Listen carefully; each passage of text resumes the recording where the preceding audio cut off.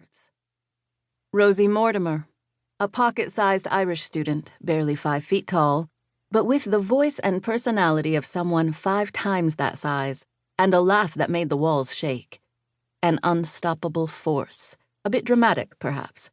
But that's what's called for in a drama group.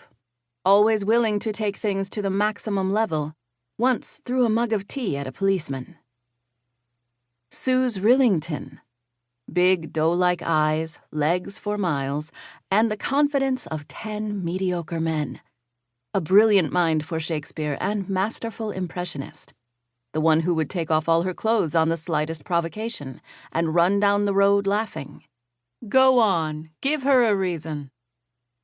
Noel Butler. Tall and thin, all angles and nerves and cigarette smoke. He favored vintage 70s clothes, not fancy ones, but proper charity shop ones. Big glasses, wide-collared shirts, wide-gauge corduroy jackets, the best straight man a comedy group could have. Peter Elmore, the natural athlete who had no interest in rowing or chasing a ball. Lanky, with reddish-blonde hair that was always an inch longer than he wanted it, and heavy-lidded eyes. Technically, he was a student of modern political theory. In reality, he was a walking database of jokes and gags and the history of comedy. Perhaps the most determined of the group to break into the business. Most likely to burn down the kitchen trying to make toast. Yash Varma, the other comedy nerd. Obsessed since childhood with all things funny. Sat in front of the TV, transcribing shows by hand to study the patterns and learn how to write. The only person in the group who could possibly take on Peter in terms of comedy knowledge, which was why the two had decided to merge their brains and form a writing pair. The most romantic of the group, with an easily broken heart. Julian Reynolds. The beautiful one with the soulful eyes and the long lashes. The trouble. Tourists asked him to stand with them in pictures for no reason aside from the fact that he was a Cambridge student, or English, or simply there. Irritatingly gifted as a performer. The full package. Could act, could sing, could play the guitar. The one who never raised his voice, ever. He never had to. Everyone leaned forward to hear what he had to say. His little town up north couldn't contain him. Most of the 9 would grudgingly admit he was often the only reason people came to their shows. Angela Gill, the history student from Leeds. The quiet one, until she wasn't. Cried with homesickness for the first 3 nights at Cambridge until she met Suze at a mixer. She wrote her sketches alone, often with a gin and tonic in a mug on her desk and a cigarette dangling from her lips.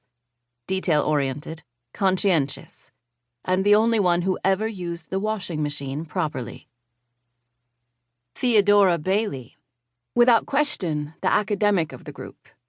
A medical student from Notting Hill in London, the one who planned on using her degree, the one who fixed you up after a long night, the director, the one who figured it all out.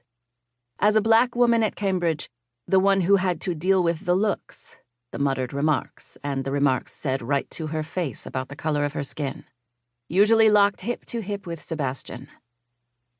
The 9, going off on a final adventure in 2 cars down a country road late on a June night.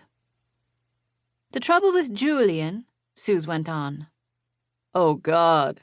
Yash put his hands over his face. Enough. We've talked about Julian non-stop for 3 years. Let's call a moratorium this week, all right? How do we not talk about him when he's right there? He's not here now, in this car. I just want Rosie to know she did the right thing. You know that, don't you, Rose? I did the same myself when he did it to me. He's a cheat. He's rotten. One of us should have killed him a long time ago. Rosie maintained her distracted silence, her brow furrowed in thought. We're close, aren't we? Theo said. Theo was the 5th passenger in the car, squeezed between Yash and Rosie. In the middle of everything, as usual. This attempt to redirect the conversation fooled no one, but it had an effect. About 10 minutes away, darlings, Sebastian replied. Suze accepted that the topic had been adjourned and reached into a bag of cheese and onion crisps. She found that there was nothing but crumbs left and crushed the empty bag into the pocket of her tracksuit bottoms. Or someone...